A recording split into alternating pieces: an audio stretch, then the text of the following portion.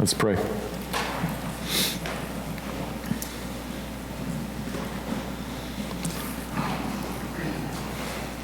Father, we thank you for the opportunity to gather here now, together beneath your word to hear from you. And as we sang just in the song right prior to this about sailing through trouble, I know that for many of us, we can identify with that and understand it, but it's a distant understanding. It's a remembered identification.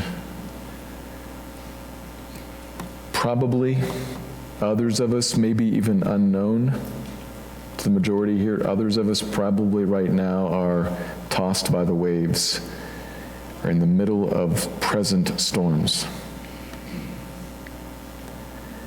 And so for all of us, but for them in particular, Lord, I want to ask you, please, would you draw near in power and minister the truths from this passage to our hearts. Make them real, please. Make them relevant. Make them live. Make them sweet. Make them hopeful. These truths here, but really more than that, the person that these truths are about, the person who has secured us and will keep us safe. Lord, make Jesus clear and make him sweet. Make him powerful, make him real, make him good in the minds and hearts of all of us, but in particular for those who right now are in trouble. Please do that this morning. Make my words clear so that your word would be clear. Minister it to your people. Have your way with us here in this room. Build us up. Save, sanctify, and exalt the Son. Please do that this morning, we pray. In his name, amen.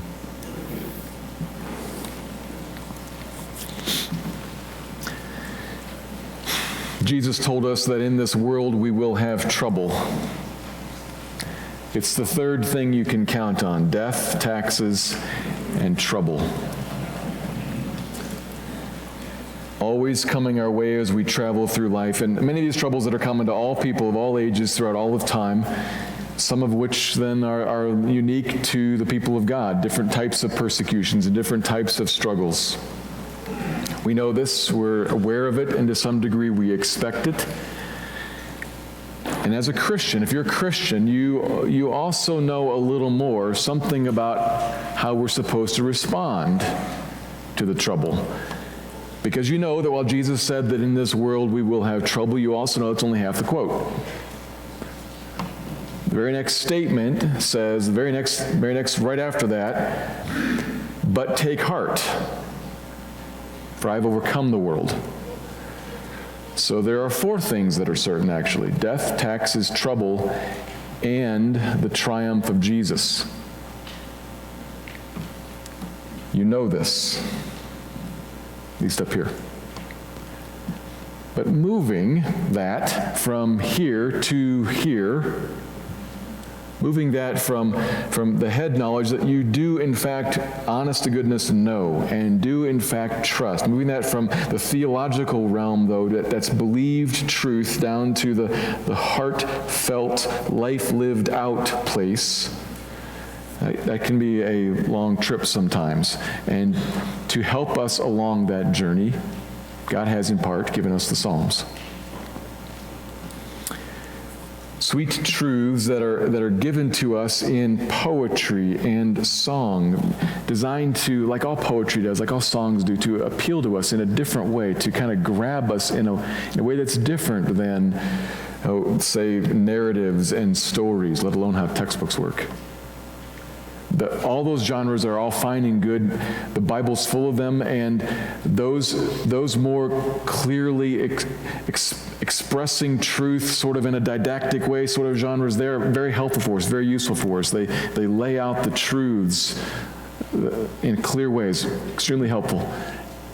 And also So are the Psalms, the songs, and the poems, because they're useful in a different way. They kind of help take this and move it to here and help us to become sweetly dependent and to commune in a joyful way with these truths and with the one the truths are about, Jesus.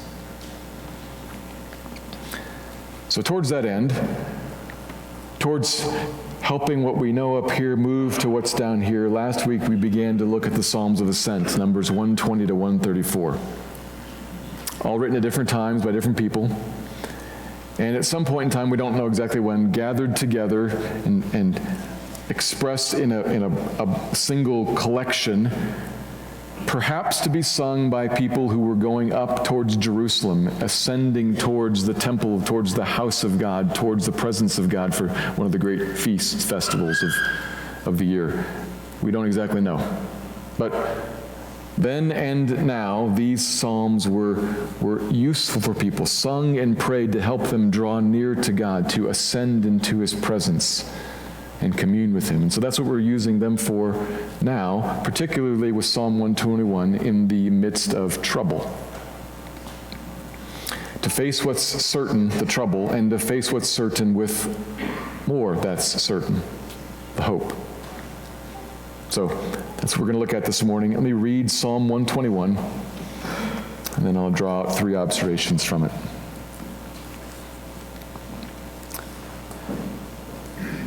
I lift up my eyes to the hills. From where does my help come? My help comes from the Lord, who made heaven and earth. He will not let your foot be moved. He who keeps you will not slumber. Behold, he who keeps Israel will neither slumber nor sleep. The Lord is your keeper. The Lord is your shade on your right hand. The sun shall not strike you by day, nor the moon by night. The Lord will keep you from all evil. He will keep your life. The Lord will keep your going out and your coming in from this time forth and forevermore. Psalm 121. 3 observations. Here's the first. We need help in this world full of trouble and real danger. We need help in this world full of trouble and real danger. And as I say that, at first glance, that might appear plain as day obvious. But it's where the psalm starts, and it's where we start, because it is helpful, I think, and it will be helpful towards the end. It'll make what's here sweet if we kind of get this all on the table and be honest about it. And even be explicit and clear about it in your own personal life. Trouble and danger, it's here. You can imagine the psalmist setting here, a faithful Israelite. Perhaps he's journeying up towards Jerusalem, and he glances up and looks around, and he sees the hills. He says, I lift up my eyes to the hills, verse 1, and he asks, from where does my help come? Which some take to mean, I look up for help to the hills. Kind of like the cavalry troop in the Western. It's going to ride over the hill and come into the rescue. Some people think that's what's going on here. He's looking hopeful towards the hills. But I don't think that's the case. Rather, like in the previous psalm, the beginning here is introducing the problem. For one, there's no rescuing cavalry back in ancient Israel. If anybody swoops down out of the hills, it's bandits.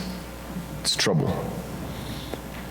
But more so, what we're supposed to see if we're with that Israelite along the road journeying up towards Jerusalem, we look to the hills, look to the high places. What we're supposed to see is a constant Old Testament theme. All of the peoples around Israel believed that their gods and goddesses lived on hills and in mountains, at high places. And that if you wanted to get close to God, you went up there where they lived and you built a shrine or an altar or a temple there. That's what all the peoples around them did, and then unfaithful Israelites followed suit. And constantly through the Old Testament, they are warned and called to account. Don't turn from me and turn to the high places. Don't build the shrines and the altars in the high places. And good kings tore them down, but they got rebuilt constantly. If we're looking to God, we look towards Jerusalem, we look towards the temple. But if we look to the hills, what we see is idol worship and the haunting of demons. We see trouble. That's the setup here. That's the introduction of the problem. I look to the hills and I need help. This world that we live in right now, if you look around, it still looks like that. All around. Trouble and real danger, physically, tangibly, and also spiritually. So lift up your eyes for a second and look around. Look out there first. I regularly read a magazine about foreign affairs, and if you start reading and thinking about the world, that's troubling. I mean, the stuff we read in the newspapers right now, there's a virus spreading rapidly around China, right? And it's now crossed the borders. People start talking about epidemics, pandemics. Maybe that'll come here, I don't know. And you read about Brexit and the economic fallout of that, which will be what? Who knows? But I suspect that when it comes, I won't be able to do much about it. And who among us actually believes Iran is done responding to the assassination of one of their top leaders? Yeah, that's likely. They're done. When that other shoe falls at a time that we don't expect it, it will not be pleasant. And the rise of artificial intelligence around the world, particularly in the hands of people who don't like us, is frightening, if you think about that. What it can do, what it is already doing.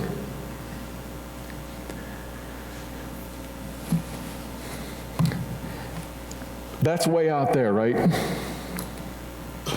That's over in China and off in the Middle East and in a whole nother world. We live in a global, connected world, and that stuff that's way out there could be here tomorrow. Or it'll touch people that you know who live in the other places in the world. I read about those things, I think about those things, and I'm a little bit afraid, but let's set that all aside. Let's lift our eyes not quite that high. Let's just come a little bit lower and look right at your own life. Never mind the international order.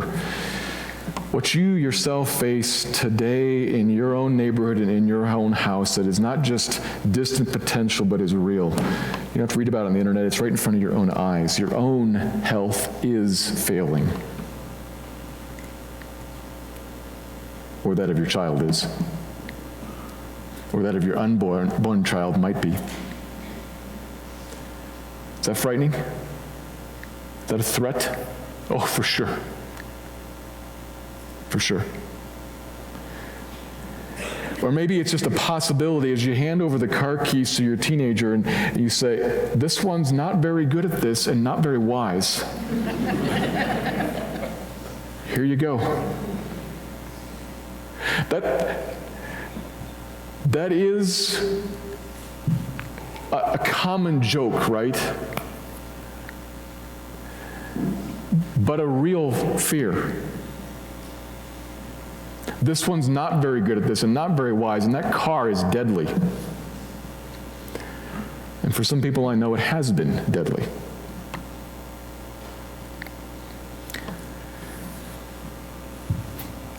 And your own job, your own financial security is in question. It always is. We can lift up our eyes, we can see trouble out there, and we can lift them up not quite so high, we can see trouble right here, and you can look at it in your own house, and there's trouble, there's threat, there's real danger right in the present, the here and now. You don't have to worry about Iran. You can look at your own family. Our usual way of dealing with that is to deny it or to say we're staying strong. I'm staying strong in the face of that. Come on. Are you remotely in touch with your frailty? At the end of the day, we live in a world that is far beyond our control. And the dangers, the threats that approach us, that come at us, frankly, sure, remain prudent, save, exercise, lock your doors, but there's not a whole lot we can do about a whole lot. It just comes at us. And if you stop and think about that,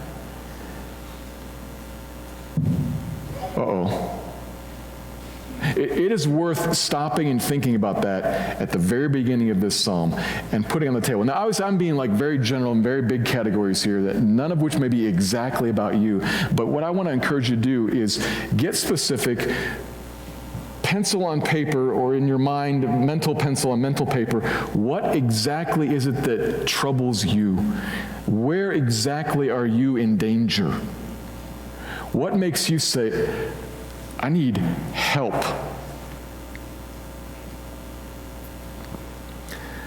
I need help. I don't know. I sense that. And watch yourself then, because what we typically do right at that moment is we typically say, I'm going to double down on my own human abilities. I'm going to gather to myself resources, and we're going to phone up the Marine Corps. That'll save us. That's what Americans do. We gather together friends, money, and a military. That'll save us. Like fools trusting in horses and chariots. No, it won't. No, it won't. It helps to see, I generically know, this is kind of up here, I generically know we face trouble, we are in danger. But let's move the danger part first down here to the heart. Let's get explicit about it, because what's going to happen is then the good that's here in the psalm is going to be sweet, because it's going to matter. It's going to have a place to really land in your life if you actually say, there is my trouble and I need help.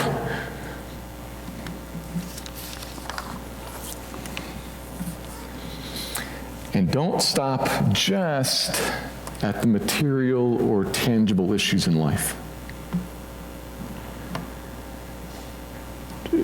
Include them, write them down on your mental list. Those are real. But don't stop there. Go on beyond it a little bit and see something more here, the danger within the danger. This psalm reminds us and really wants to push us in the direction of something else, something worse. In the setup, what's on the hills? Idolatry. And in the conclusion, verse 7, the Lord will keep you from all evil. It's fair and necessary and right to think about specific kinds of felt, tangible, circumstantial need. God cares about that for sure. But more than that, we have to remember that your main trouble, main danger is a spiritual one, a spiritual threat. In the spiritual world all around us, all sorts of evil, not just evil things, evil and the evil one.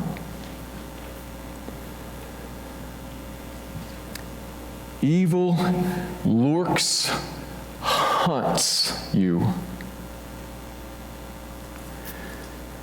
trying to do something to you, trying to work within you, to gain a foothold and to pry open a door and to step in, to undermine your faith and to lure you away from God, to incline you into the trust of yourself and your own resources, to deaden you to Him, to distract you from Him, to pry you away from Him in any way that He possibly can, so as to destroy you spiritually. This may sound a little familiar because we talked about it a few weeks ago at the very end of 2 Timothy. Paul faced that when he talked about every evil attack, not meaning his physical death, meaning the attack within his death, the danger in the danger. Do you sense that? Is that also on your list? Where are you spiritually vulnerable? Where do you find the circumstances that are threats or even that are blessings and abundances? Where do you find the stuff that comes to you in life, perhaps maybe being used to kind of separate you from God, to deaden you, to lure you away? Something is stalking you, and you need help. All around us, if we lift up our eyes and look, you can look at the international order, you can look at your own world, your own life, and your own heart. We face trouble and great danger, and we need help. And if that's real, then what's next is good news. Because secondly, the Lord is your certain and sufficient help, your safekeeper. The Lord is your certain and sufficient help, your safekeeper. Verse 2 is the answer. My help comes from the Lord, not from superior planning, not from excellent medical care, not from smooth interpersonal skills. All those things are good and fine. None of those things are to be trusted. The Lord may work through all of them, but the help comes from the Lord, who made heaven and earth. That is, from the Lord, who is the sovereign, omnipotent. You got to think about this. Who made heaven and earth. He made heaven and earth, which means he is the maker and ruler of every single little bit of every single little thing, including all that troubles us. By his will it exists. He brought it all into being by the breath of his mouth. And he sustains it just as long as he wants to. And if he willed, it would vanish, all pass away. He's the sovereign ruler. Unless we think of him like in some generic sense, the psalmist wants to narrow our focus. It mentions that he's the one who keeps Israel. This is the God of the Bible. This is the God who made everything. The God who reigns and rules is the God of the Bible, the God of Abraham, Isaac, and Jacob, our God. He is the one who keeps.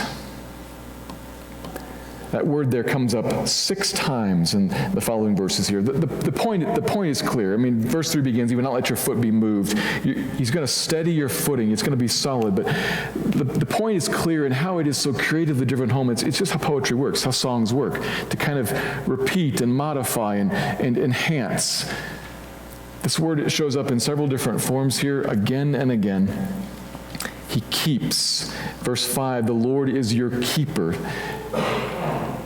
Not something who just has something, but think of maybe a soccer goalkeeper, the one who keeps the goal, keeps it safe, so nothing gets in. The Lord is the one who is the keeper of you. He guards you. He protects you. Keeps you safe. So, Christian, consider, let it kind of wash onto you. Consider how it is that he keeps you. He is always hyper-vigilant. The Lord who keeps you is always on guard, always alert. He never slumbers nor sleeps. He never naps. He never takes time off. He's never away from his desk. He's never on another call when you call out to him in need. And he keeps you even where you are most vulnerable. He is the shade on your right hand, it says. It's a mixing of metaphors there. Shade, we clearly understand shade to be beneficial, particularly in arid climates like here or like Israel.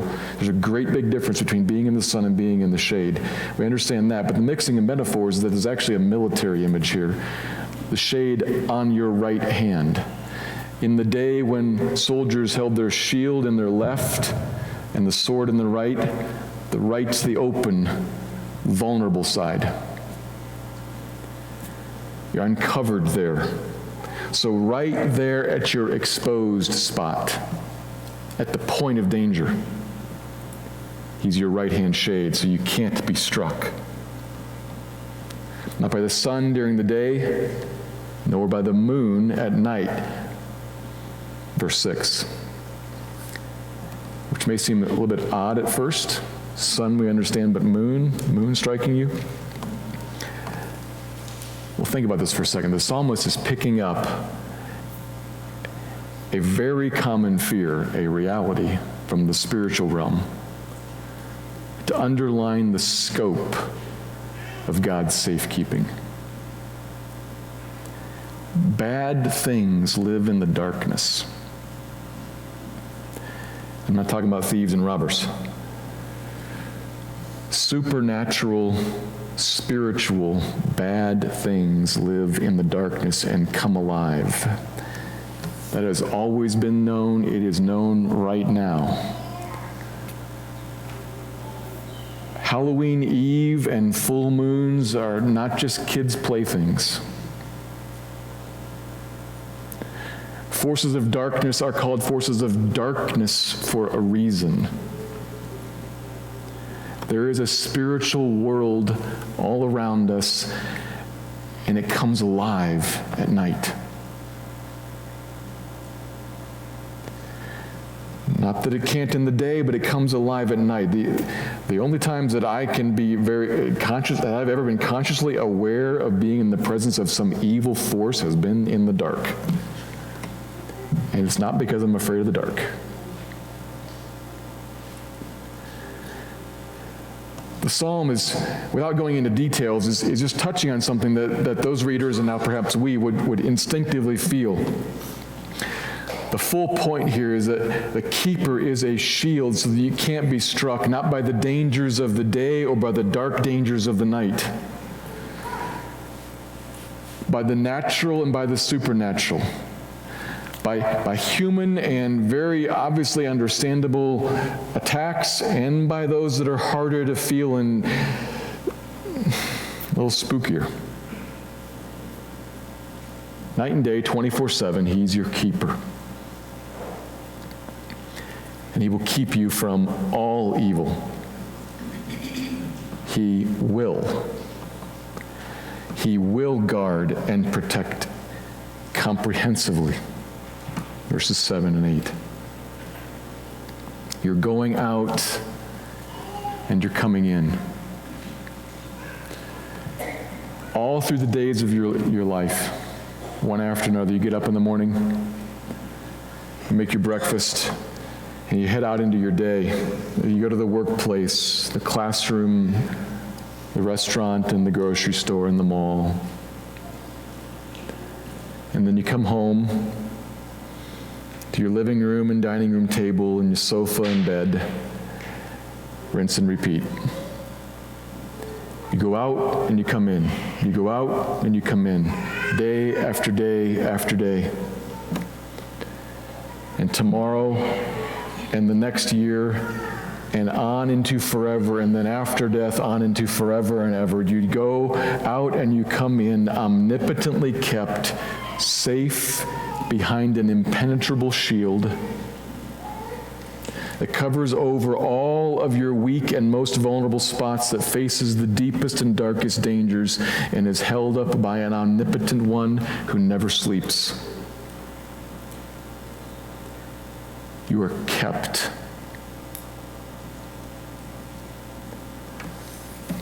You are safe.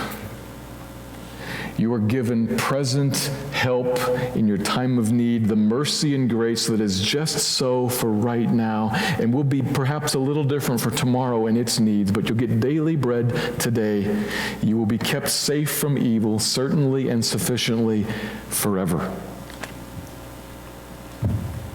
Psalm 121.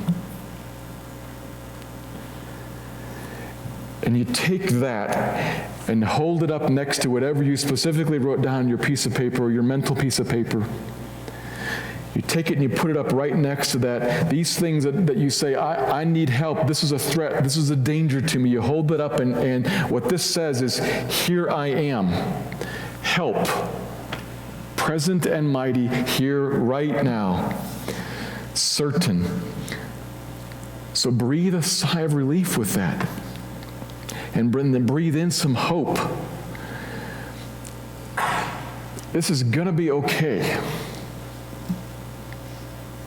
Because of Jesus. It's only going to be okay because of Jesus. It's only true of you in Jesus, not apart from him, but this is true of you because of and true of you in Jesus. So you take this and you trust it, and you're taking a deep breath while being completely realistic. And this is an important point. While being completely realistic and carefully thoughtful about what's really meant by this psalm. Because probably a number of us have had a big question in the background. Tragedies do still happen, though. Catastrophes still happen. I'm in the middle of one right now, and you're going on about how I'm going to be kept. I'm getting angry right now because that's baloney.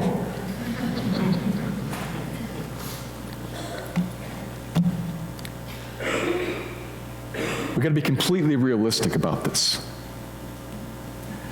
We lay out our troubles, Psalm 121, and now let's think really carefully about that. Because we have to. We've lived too much of life to know that trouble doesn't happen. That the worst thing, like Job said, that which I fear has come upon me. After he heard about the death of his children and the collapse of his business and finances, that happened to the most righteous man on the earth. And it happens to us. And he said that through tears. And if we say this through tears, or if you sit here just barely choking back the tears, this all may seem completely hollow, like a facade, or worse, a deception. God lied, misled, shouldn't be trusted, maybe isn't even real, because look, yes, I feared this, and yes, he said he would deliver me, and it happened anyway. She died. They came.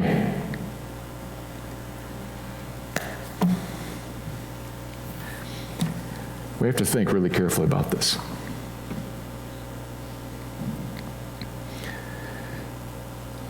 The Lord will keep you from all evil. That is, he will keep your life. Does not actually mean he will keep you alive. Of course not. Death and taxes are certain.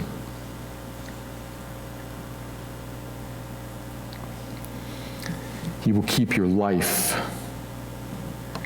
You, your person, your being, your soul, kept in his hand, behind his shield, kept from, shielded from all evil, certainly. He will preserve you and guard you from evil, and from what evil is really about, what evil is really after, attacking to destroy your faith and separate you from God and destroy you then under God's wrath.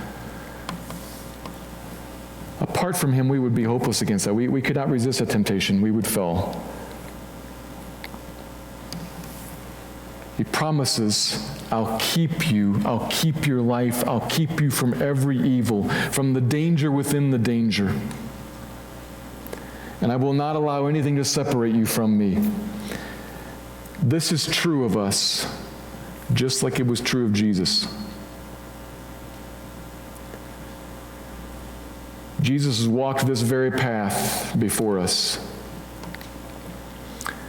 He was not kept from rejection, and he was not kept from false accusation, and he was not kept from physical hardship or shortage or temptation or misunderstanding or persecution.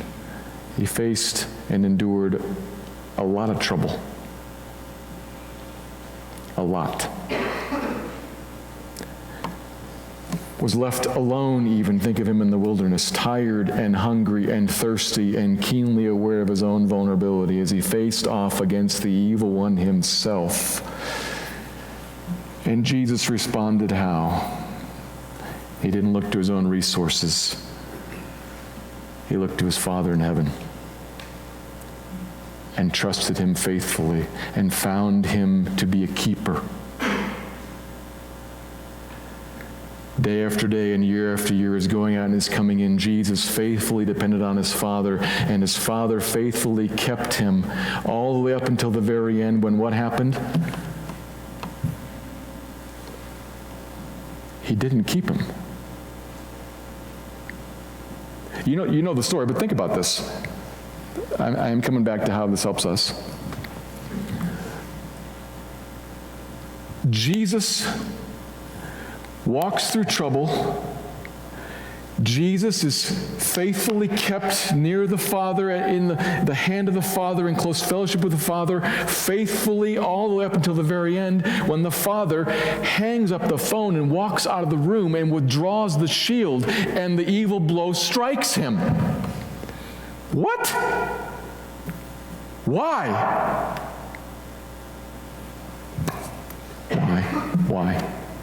Why? So that this psalm would be true for you. So that this psalm will be true for you. So the evil blow that struck him will never strike you. The Father's wrath will never fall on you. And all that the Father now has towards you is not a grimace, not a frown, not a stern face, but the Father has for you a face of love and an inclination to do you good, which means that you can take to him all of the physical circumstantial issues, and you can say, Lord, here, I need help. Please deal with this. And you can trust him to deal with it wisely, to do you good. Which may mean the thing that you fear happens. It may. But it means that behind that is a Father with a smiling face who has, in his great wisdom and in his omnipotent power, has total control over the whole situation to work all of that, everything for your good, you who love him and are called according to his purposes. And you can know then, because this is the Father who reigns over all this, and I put all this into his hands, in Christ then, nothing can separate me from his love that is mine. I am beloved. I am cared for. He may, like I fear, he may decide that what's good is actually that this befall me. That will hurt. That will hurt. It will. We will sorrow. We will. But Christian, you got to ask yourself, if you're a Christian,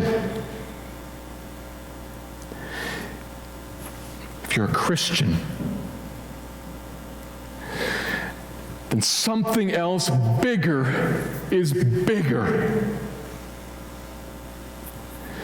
That you are kept to this beloved Father. In this world you will have trouble, but take heart, I have overcome the world. Not I have eliminated the trouble, I have overcome it. That's bigger, that's more important, that's real. the truth of Jesus, the fact that Jesus walked through this psalm, the fact that Jesus was abandoned to evil, and then, of course, we know redeemed from it to show that he is the one approved, and in him comes redemption. You know that. That's the whole story. The fact that Jesus walked through this, the fact that this is true of Jesus, the fact that Jesus rose victorious on the other side means that he has overcome all of this and that it really is the case for you. You are kept from evil, kept to God. And like Job also then said, and if he slays me, I will yet trust him, because I know this much.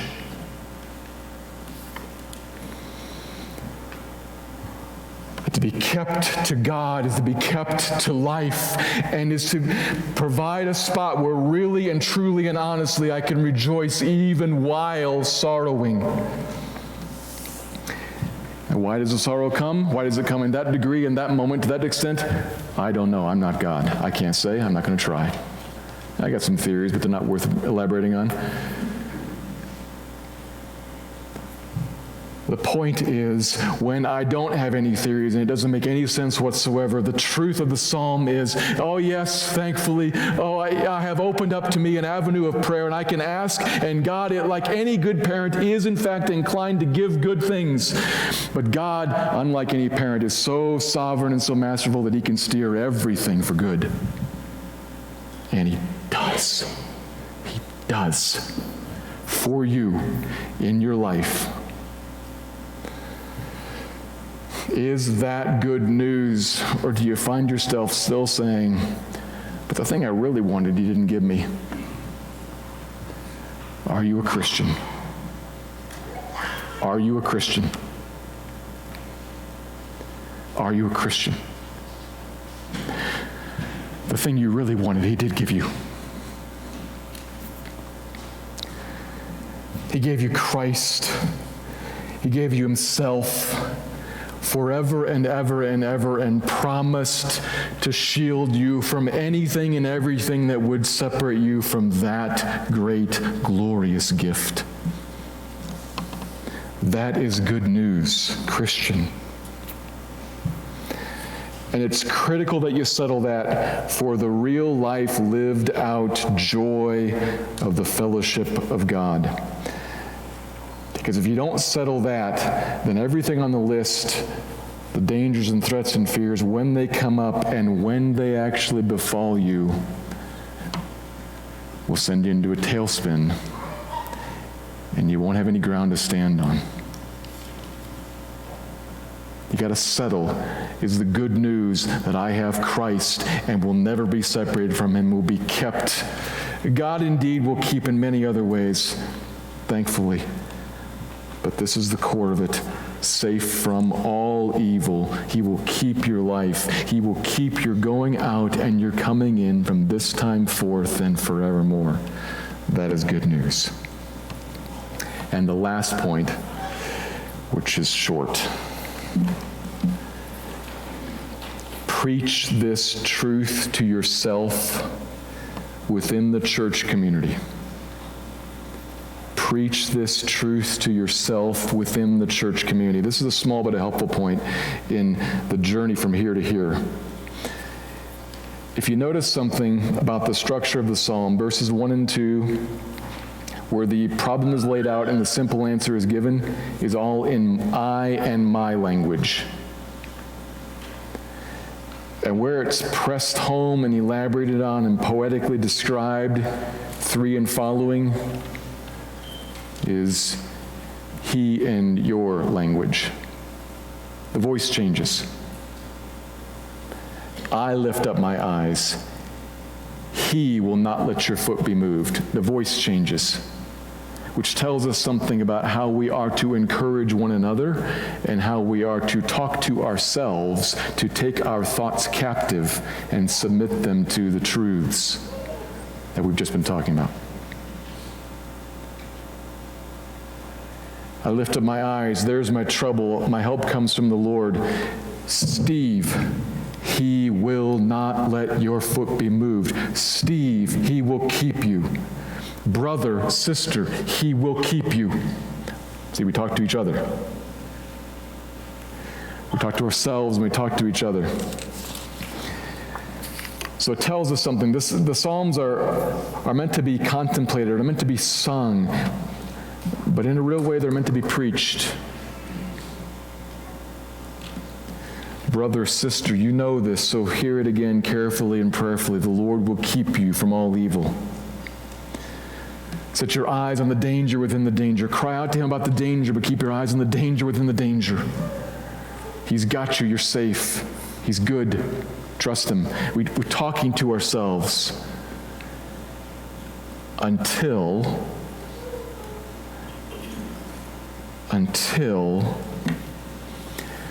not just my mind knows it, but until my heart feels it. And my heart rests in it. And my heart can say, I am the servant of the Lord. Do with me as you see right, good, loving, and keeping Father. Through tears even, amidst sorrow, to rest and rejoice. We preach this to each other and to ourselves until we are made new. Because we know that God has us and we are safe. Let me pray.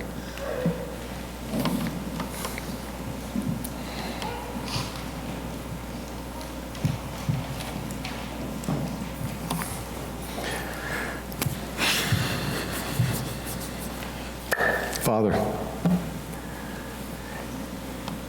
you are the Lord. You are our help. You are our safekeeper. In Jesus, thank you. And then right after that, I want to ask you for still more, that you would make this real to each of us in the ways that it's needed. And in particular, I'm just mindful right now of whatever my tone was like. I don't know if it sat right with every person in their particular spots, but would you rub off the rough edges, and would you speak directly and personally and sweetly as needed to each of your people here? And would you incline those, if there are some who are not your people, would you incline them towards you and show them the beauty of this offer in Jesus to be kept?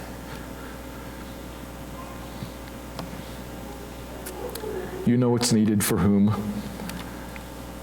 So build your church, please. Honor your name, please. Spirit of God, would you have your way with us here now, and as we go out, minister to your people, exalt Jesus, build your church. Thank you for your word. Love you. We trust you. Amen.